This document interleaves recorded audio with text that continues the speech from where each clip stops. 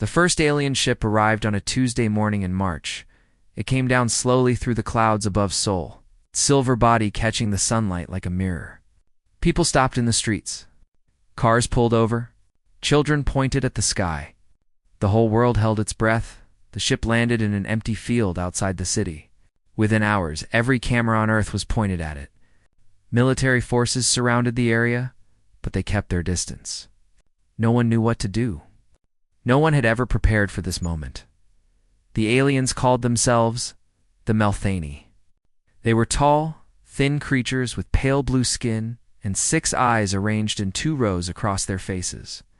Their leader, Ambassador Vorix, spoke perfect Korean. He explained that his people had been watching Earth for many years. They had come in peace. They wanted to welcome humanity into something called the Galactic Council. The Galactic Council, as Vorix explained, was a union of over 200 intelligent species from across the galaxy. They shared technology, medicine, and knowledge. They protected each other from threats. They lived in peace and prosperity. And now they wanted Earth to join them. It sounded like a dream. The aliens offered cures for cancer, for heart disease, for every illness that had ever plagued humanity. They offered clean energy that would never run out. They offered ships that could travel between stars in days instead of centuries. They offered everything. Earth's leaders met in secret. They argued for weeks. Some wanted to accept immediately. Others were suspicious. Why would these aliens give so much and ask for nothing in return? A woman named Yuna was chosen to lead the negotiations. She was 43 years old, former professor of international relations, who had spent her career studying power and politics. She was known for asking difficult questions. Yuna met with Ambassador Vorix in a conference room in Geneva. She smiled politely and listened to his offers. Then she started asking questions. "What happened to the last species that joined the council?" she asked. Vorix blinked his 6 eyes. "They prospered. They still prosper today. Do they still invent new things? Do they still create their own technology? They have no need to. The council provides everything." Yuna nodded slowly. "And what about the species that refused to join? What happened to them?" For the first time, Vorix hesitated. There have been very few refusals. Those who refused eventually reconsidered, Yuna repeated. "What made them reconsider?" Vorix did not answer. Why Yuna returned to Earth's leaders with her report? She had spent 3 weeks studying the data the Melthani had provided. She had analyzed the history of every species in the Galactic Council, and she had found a pattern. Every species that joined the Council stopped advancing within 3 generations. They became dependent on Council technology. They forgot how to solve their own problems. They became comfortable, peaceful, and completely helpless without Council support. "They are not offering us partnership," Yuna told the assembly. "They are offering us a cage. A very comfortable cage, but a cage all the same." Not everyone agreed with her. Many argued that the benefits were worth the risks. Why struggle when paradise was being offered for free? Why work hard when everything could be given? But Yuna had one more piece of evidence. She showed them the records of species that had tried to leave the council after joining. There were only 4 in 2,000 years. 3 of them no longer existed. The 4th had surrendered and rejoined within a decade. "The council does not allow independence," Yuna said. "Once you join, you belong to them forever." The vote was close. 47 nations voted to accept the council's offer. 51 voted to refuse. Earth would remain independent. Ambassador Vorix received the news with visible confusion. His 6 eyes blinked rapidly as he processed the words. No species had ever refused the council's generosity. It was unthinkable. "You're making a terrible mistake," he warned. "The galaxy is dangerous. Without our protection, without our technology, your species will not survive." Yuna stood before him, calm and steady. "We survived ice ages. We survived plagues. We survived wars that nearly destroyed us. We will survive this too. You do not understand what you are rejecting. We understand perfectly." We are rejecting dependency. We are choosing to remain free. Oryx left Earth the next day. His ship rose through the clouds and disappeared into the darkness between stars. Many people watched it go with regret in their hearts. They wondered if their leaders had made the right choice. In Seoul, a military officer named Minho watched the ship leave from the window of his office. He was 51 years old, a career soldier who had fought in 2 wars and commanded thousands of men. He understood sacrifice. He understood what it meant to earn something through struggle. His second in command, a woman named Hannah, stood beside him. She was younger, barely 40, but just as experienced. She had been one of the strongest voices in favor of refusing the council's offer. "They will come back," Hannah said. "They will try again." Minho nodded. "Yes, and we must be ready."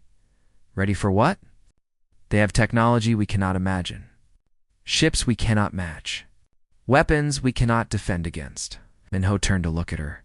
His eyes were hard but not without hope. "Then we must imagine new technology. We must build new ships. We must create new weapons. That is what humans do. We solve problems. We overcome obstacles. We refuse to give up." Hannah smiled slightly. "You make it sound simple." "It is simple. Not easy, but simple. We work. We learn. We grow. And one day, when they come back, we will be ready." The world changed after that day. Governments that had been rivals began to cooperate. Scientists shared their research openly. Resources that had been hoarded were distributed to those who needed them. For the first time in history, humanity was truly united in a single purpose. They would prove the council wrong. They would build their own future. They would earn their place among the stars. Yuna returned to her university, but she did not return to teaching. She was appointed as Earth's permanent representative for extraterrestrial affairs. Her job was to prepare humanity for the day the aliens would return. She knew that day would come. She knew the council would not accept rejection quietly. They would try again, with different tactics, different pressures, different threats. But humanity would be ready. They had made their choice. Now they had to live with the consequences. And somewhere in the depths of space, the Galactic Council was already beginning to worry. 5 years passed. The Galactic Council sent 3 more delegations to Earth. Each time they offered more. Each time Earth refused. The Council's leaders could not understand it. They had never encountered a species so stubborn, so foolish, so determined to struggle when comfort was freely available. But their confusion soon turned to something else. Something that felt almost like fear. The humans were advancing. They were advancing fast, in a research facility deep beneath the city of Busan. A scientist named Junho worked on a problem that had puzzled his people for generations. He wanted to build an engine that could bend space, that could carry a ship between stars in days instead of years. The council had offered such technology freely. Junho wanted to build it himself. He was not alone. Hundreds of scientists worked with him, sharing ideas, challenging each other, pushing forward day and night. They slept in shifts. They argued constantly. They failed again and again. But they never stopped trying. Junho's colleague, a physicist named Minji, brought him coffee at 3 in the morning. The laboratory was quiet, except for the hum of computers processing endless calculations. Whiteboards covered every wall, filled with equations and diagrams and crossed-out mistakes.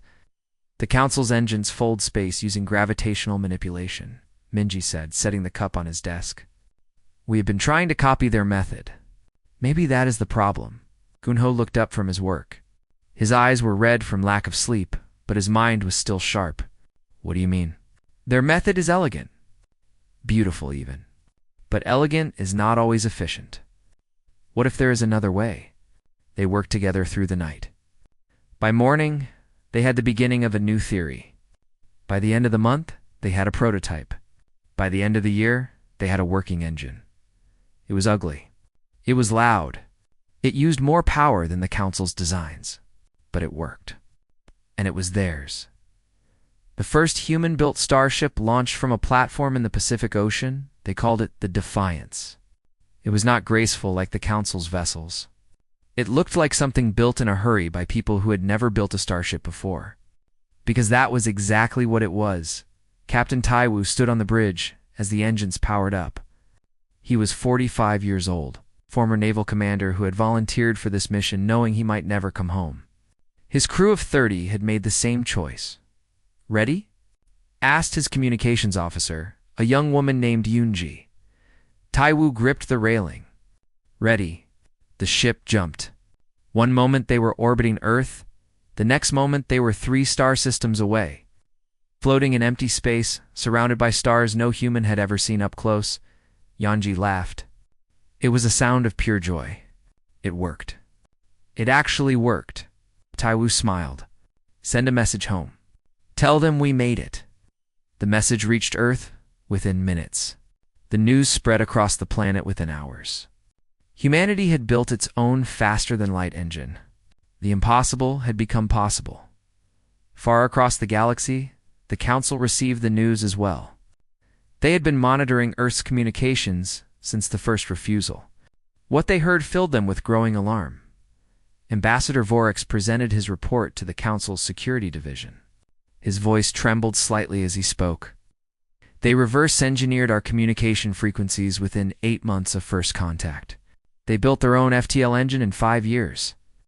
According to our records, that technology took the Melthani 600 years to develop." General Thorax, a massive creature covered in armored plates, slammed his fist on the table. "Impossible. The humans are primitive. They were fighting each other with explosive projectiles just decades ago." "They are not primitive," Vorex replied. "They are different. They compete with each other in ways we do not understand. They work constantly, sometimes going days without proper rest. They are driven by emotions we have classified as spite and pride and stubborn refusal to accept limits." A council member named Mirith leaned forward. She was old, even by council standards, her crystalline body glowing with soft light. She had seen many species rise and fall over the centuries. She had never seen anything like this. "How is this possible?" she asked. "Every other species slows down after reaching a certain level of technology. They become comfortable. They stop pushing. Why are the humans different?" Vorex hesitated before answering. "We believe it is because they refused our help. When other species accept our technology, they have no reason to innovate. Why work hard when everything is provided? But the humans have nothing except what they build themselves. Every problem they face, they must solve alone. Every challenge, they must overcome through their own effort. This makes them ... hungry. Hungry in a way we have not seen before." The council chamber fell silent. For the first time in thousands of years, they faced a situation they had not anticipated. A species that did not need them. A species that might soon surpass them. On Earth, Admiral Minho received reports of the Defiance's successful voyage. He stood in the command center in Seoul, surrounded by screens showing data from across the solar system. Hannah stood beside him, as she always did. "This is just the beginning," Minho said. "We need more ships. Better ships. We need to establish colonies on other worlds. We need to secure resources beyond Earth." Hannah nodded. "The Council will not ignore this. They will see us as a threat. We are a threat. Not because we want to fight them, but because we prove that their way is not the only way. Every species in their collective is watching us now. They are seeing what independence looks like. Some of them might start asking questions, and the Council cannot allow that. No, they cannot." Minho turned to face her. "Which is why we must be ready for whatever comes next. They will try to stop us. They will try to sabotage us, undermine us, destroy us if they can. We must be prepared for all of it." Hannah's expression was grim, but determined. "Then we prepare. We build, we train. And when they come for us, we show them what humans are capable of. Across the world, in laboratories and factories and military bases, humanity worked. They built ships and weapons and shields. They developed new technologies and improved old ones. They trained soldiers and pilots and engineers. They prepared for a conflict they hoped would never come but knew was inevitable. And in the quiet moments, When the work was done, and the stars were bright above them, they looked up at the sky and wondered what was waiting for them out there. The council was watching. The council was worried. And soon the council would act. But humanity would be ready. The emergency session of the Galactic Council lasted for 3 days. Representatives from 200 species filled the great chamber, their voices rising and falling in heated debate. Some argued for patience. Others demanded action. All of them were afraid. High Counselor Myrith stood at the center of the chamber, her crystalline form pulsing with soft light. She was over 900 years old, the longest-serving leader in council history. She had guided her people through crises that would have destroyed lesser civilizations. But she had never faced a threat quite like this. "We have maintained peace for 4,000 years," she said, her voice carrying to every corner of the room. "We have brought prosperity to every species that joined us. We have eliminated war, hunger, and suffering across hundreds of worlds. This is our legacy. This is our purpose." She paused, letting her words sink in. But now, that purpose is being questioned. The humans have shown the galaxy that independence is possible. They have built their own ships, their own weapons, their own future. And other species are beginning to notice. Ambassador Vorik stepped forward. "The Kelvari have requested a meeting to discuss their membership terms. The Dromani are reconsidering their trade agreements. There are whispers of discontent even among our oldest members." General Thorax growled with frustration. "Then we must act. We must show the galaxy that defying the Council has consequences." "And what do you suggest?" Myrith asked. "Military action. Against a species that built faster than light travel in 5 years? Against a species that never stops advancing, never stops preparing, never stops fighting? We have 300 warships. They have a handful of crewed vessels. Today, yes. But what about tomorrow? What about next year? How many ships will they have then?" The chamber fell silent. Everyone understood the truth of her words. The humans were not standing still. Every day that passed, they grew stronger. Every month, they developed new technologies. Every year, the gap between them and the council narrowed. Myrith made her decision. "We will send an ultimatum. We will give the humans one final chance to join the council peacefully. If they refuse, we will impose complete economic isolation. No council member will trade with them. No council member will communicate with them. They will be alone in the galaxy." It was not a declaration of war. Not yet, but everyone knew that isolation was just the first step. If it failed, other measures would follow. The message reached Earth within hours. Captain Taiwu received it aboard the Defiance, which was now patrolling the outer edges of the solar system. He read it twice, his expression shifting from surprise to amusement. "They are threatening to cut off trade," he told Yunji. "They will isolate us economically if we do not surrender," Yunji frowned. "What trade? We have never traded with them." "Exactly," Tui laughed, a short, sharp sound. "They are threatening to take away something they never gave us. They truly do not understand us at all." He composed a response. 2 words, "No thanks." The council received the reply with disbelief. They had expected negotiation, pleading, or at least an attempt at diplomacy. Instead, they received casual dismissal. It was as if the humans did not take them seriously at all. Myrith read the message alone in her private chamber. For a long moment, she simply stared at the words on the screen. Then she began to laugh. It was not a happy sound. It was the laugh of someone who had just realized they had made a terrible mistake. "They are not afraid of us," she whispered to herself. "They have never been afraid of us, and that makes them more dangerous than any enemy we have ever faced." On Earth, the ultimatum was made public. Some people were worried. They did not want conflict with a vast galactic power. They wondered if perhaps some compromise could be reached, some middle ground that would satisfy both sides. But most people had a different reaction.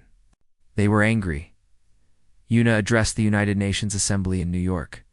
She was older now, her hair touched with gray, but her voice was still strong and clear. "The Council has given us a choice," she said. "Surrender our independence or face isolation. They think this is a difficult decision. They think we will weigh the costs and benefits and choose the easier path. She paused, looking around the room at representatives from every nation on Earth. They do not understand us. They do not understand that we value freedom more than comfort. They do not understand that we would rather struggle and fail than succeed through submission. They do not understand that we are humans, and humans do not give up. The assembly rose to its feet. The applause echoed through the hall and out into the streets, where millions watched on screens and listened on radios. For one moment, all of humanity was united in a single emotion, defiance. Admiral Minho watched the speech from his office in Seoul. Hannah stood beside him. As she always did. The council will not accept this, Hannah said. They will escalate. They will try other methods. Minho nodded. I know, and we must be ready. What do you think they will do? First, they will try to weaken us from within. Sabotage. Propaganda. Small attacks designed to look like accidents. They will test our resolve, our unity, our ability to respond. And if that fails, Minho's expression hardened. Then they will come for us directly. And we will show them what a terrible mistake that would be. In laboratories across the planet, scientists worked on new defensive systems. In factories, workers built ships and weapons. In training centers, soldiers and pilots prepared for combat they hoped would never come. But hope was not a strategy. Preparation was. The council had made their threat. Earth had given their answer. Now, both sides waited to see who would blink first. Minho knew the answer. Humanity had survived for hundreds of thousands of years by refusing to back down from challenges. They had faced ice ages, plagues, wars, and natural disasters. They had always found a way to survive, to adapt, to overcome. The Galactic Council was powerful. But power was not everything. Willpower, determination, and the refusal to surrender were sometimes more important, and those were things that humans had in abundance. The attacks began slowly. Small things at first. A cargo ship experienced engine failure near the edge of the solar system. A research station on Mars reported equipment malfunctions that set their work back by months. A communications satellite stopped working for no apparent reason. Each incident seemed like an accident. Each problem had a reasonable explanation. But Director Sunwoo of Earth's Intelligence Division did not believe in coincidences. He was 58 years old. A former spy who had spent his career studying patterns and finding connections that others missed. He sat in his office in an underground bunker beneath Seoul, surrounded by screens showing data from across the solar system. His team of analysts worked in shifts, never stopping, never resting. "Show me the cargo ship incident again," he said to his assistant. A young man named June. The data appeared on the main screen. The ship had been carrying supplies to a mining colony on an asteroid. Its engines had failed suddenly, leaving it stranded for 3 days before rescue arrived. "The official report says metal fatigue in the engine housing," June said. "Normal wear and tear." The ship was 2 years old. It had been inspected 1 week before the incident. There was no metal fatigue. Then what caused the failure? Sunwoo pulled up another image. It showed a tiny device, no larger than a grain of rice, that had been found wedged into the engine's control system. This did. It is not human technology. It is not anything we have ever seen before. June's face went pale. The Council. Who else? They are testing us. They want to see how we respond to small attacks before they try larger ones. The pattern continued over the following months. More accidents. More malfunctions. More unexplained problems. And then something worse. A colony on Europa, one of Jupiter's moons, reported an outbreak of a strange disease. Dozens of people fell ill within days. The symptoms matched nothing in human medical records, but they matched exactly a pathogen from Council archives that Earth's hackers had obtained months earlier. Sunwoo presented his findings to the Global Defense Assembly. His voice was calm, but his words carried weight. The Council is waging a silent war against us. They are using sabotage, biological agents, and targeted attacks designed to look like natural events. They want to weaken us without giving us a clear enemy to fight against. Representative Jian, a woman who had spent years advocating for peace with the Council, looked troubled. Are you certain? This is a serious accusation. Well, I am certain. We have traced every incident. We have found the evidence. The Council is attacking us, and they are doing it in ways that allow them to deny responsibility. Then how do we respond? We cannot declare war over accidents and coincidences. Sun Wu smiled grimly. We do not declare war. We prepare for it, and we make sure that when they finally show their true intentions, we are ready to make them regret it. The response was immediate. Every branch of Earth's military and scientific community shifted to a war footing. Resources that had been spread across multiple projects were concentrated on defense and counterintelligence. New security measures were implemented across all human installations, but the most important work happened in secret. Dr. June, the scientist who had built Earth's first FTL engine, was given a new mission. He was to analyze every piece of Council technology that Earth had encountered and find its weaknesses. His team worked for 18 months. They studied the Council's weapons, their shields, their communication systems, their ships. They found the patterns, the assumptions, the blind spots that centuries of complacency had created. Their technology is standardized, Junho reported to Admiral Minho. Every species in the Council uses the same basic systems. This makes them efficient, but it also makes them predictable. They have not had to adapt to new threats in over 1,000 years. Minho leaned forward. Can we exploit this? Yes, their weapons operate on specific frequencies. Their shields protect against specific types of attacks. If we develop weapons and shields that operate outside their expected parameters, they will have no defense against us. How long will it take? Junho smiled. It was the smile of a man who had not slept properly in months, but who had finally solved a puzzle that had consumed his every waking thought. We have already started. Give us 2 more years and we will have everything we need. Those 2 years were the hardest in human history. The Council's attacks continued, growing bolder and more destructive. A supply convoy was destroyed by what appeared to be an asteroid strike, but was actually a precisely aimed weapon from Council. A research facility on Titan was disabled by a computer virus that erased years of data, but humanity did not break. They adapted. They improved. They learned from every attack and used that knowledge to make themselves stronger. Commander Hannah led the military response. She coordinated the defense of every human installation across the solar system, ensuring that no attack went unanswered. When the Council sabotaged a mining operation, she had it repaired and operational within days.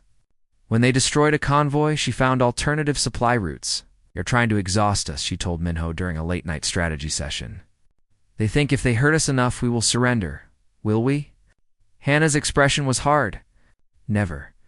Every attack only makes us more determined. They do not understand that. No, Minho agreed. They do not. And that is their greatest weakness. The 2 years passed. When they were over, humanity had built a fleet of 50 warships, each one equipped with weapons and shields unlike anything the Council had ever encountered. They had trained crews who were prepared for combat against overwhelming odds. They had developed strategies that exploited every weakness Junho's team had discovered, and they had done something else. Something that the Council had never anticipated. They had made friends. Human agents had traveled quietly through the galaxy, visiting species that had grown tired of Council rule.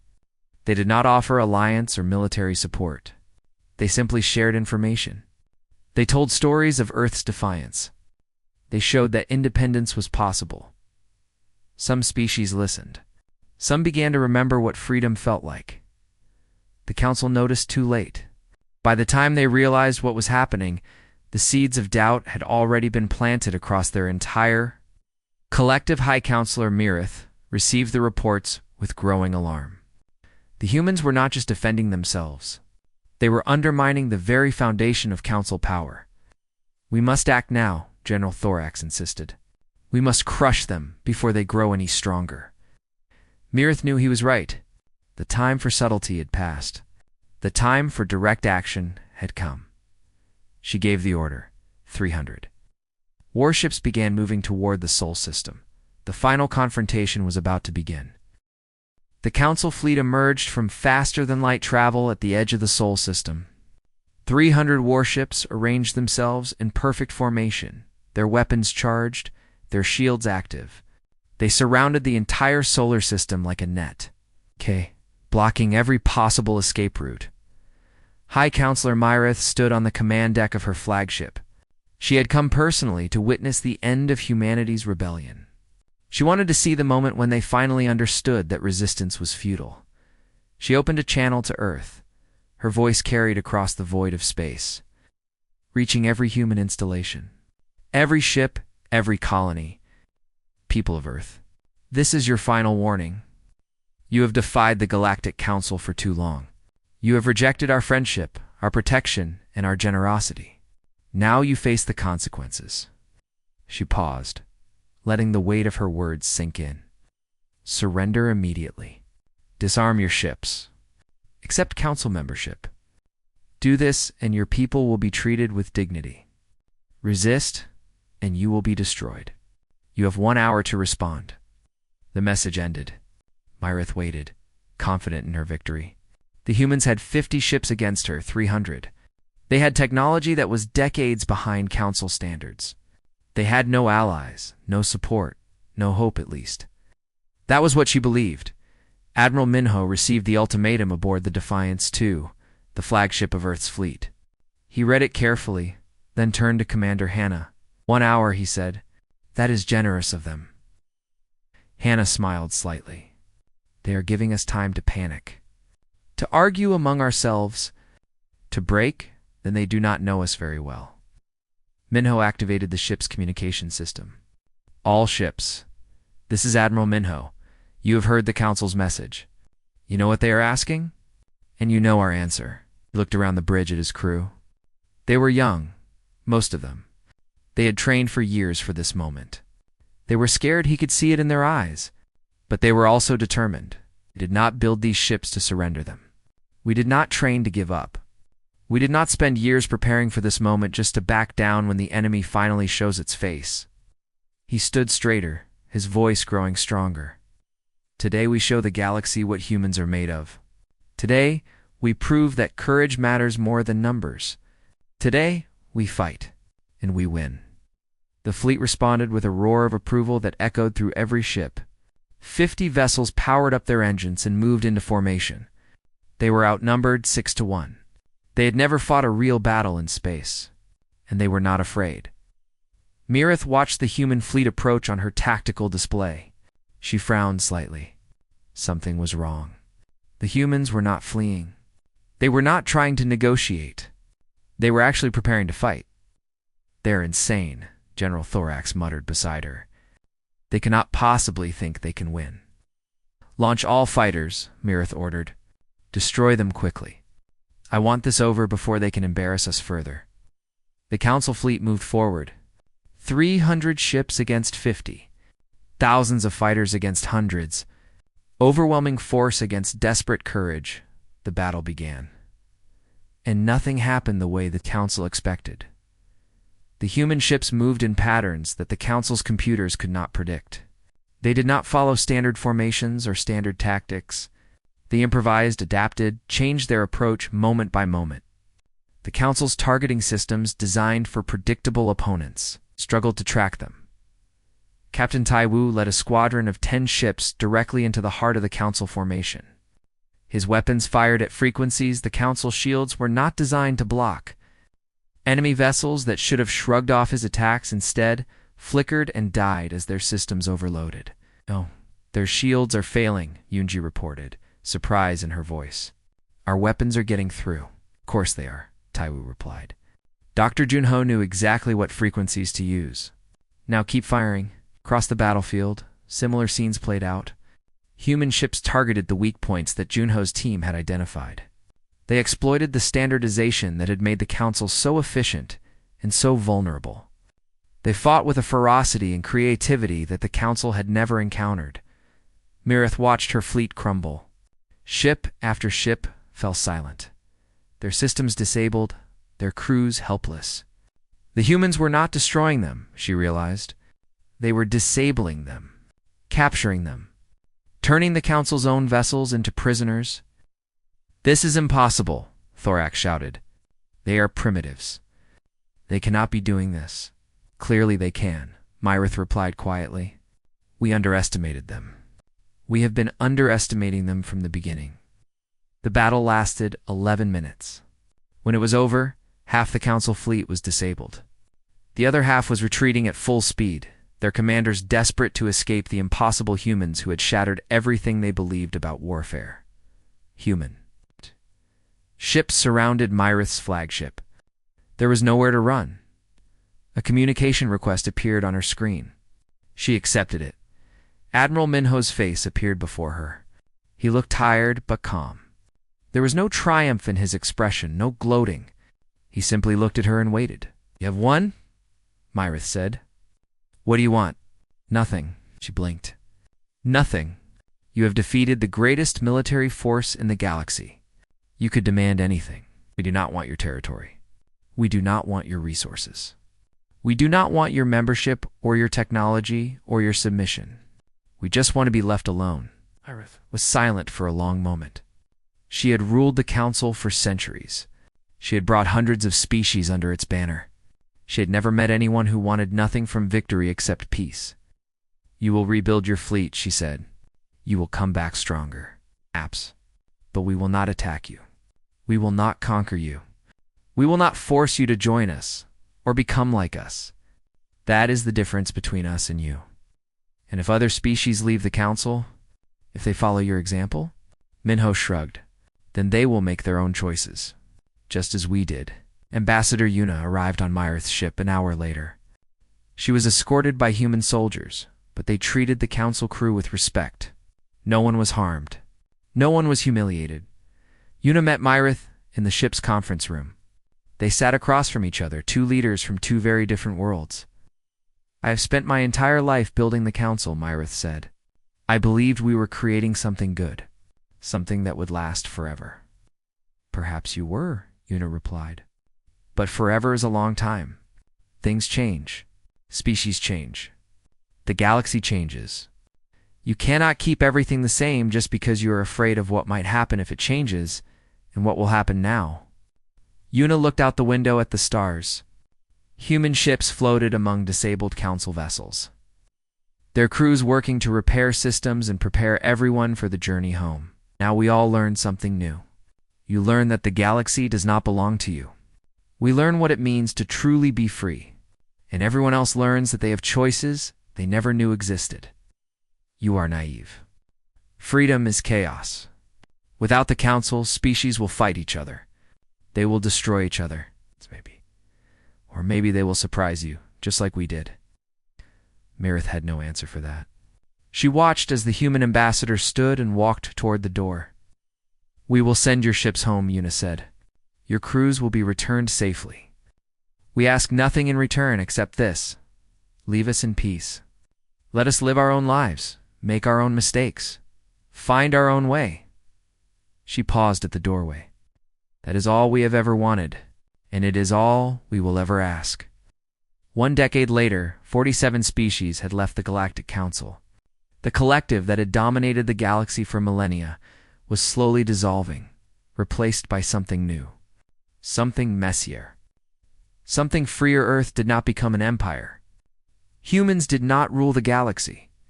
Instead, they became teachers. They traveled from world to world, sharing a simple message. Build your own future. Make your own mistakes. Learn from them. That is what it means to be alive. And across the galaxy, species that had forgotten what independence felt like began to remember. They began to hope, and that was worth more than any victory could ever be.